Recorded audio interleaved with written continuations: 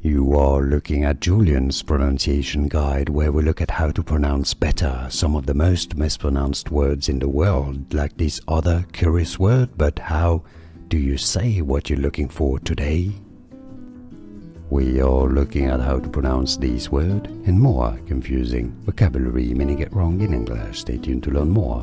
In British English, it's said as simultaneously, simultaneously.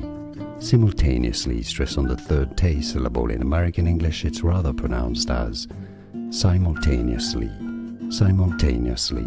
And now you know. More videos for you here to learn more.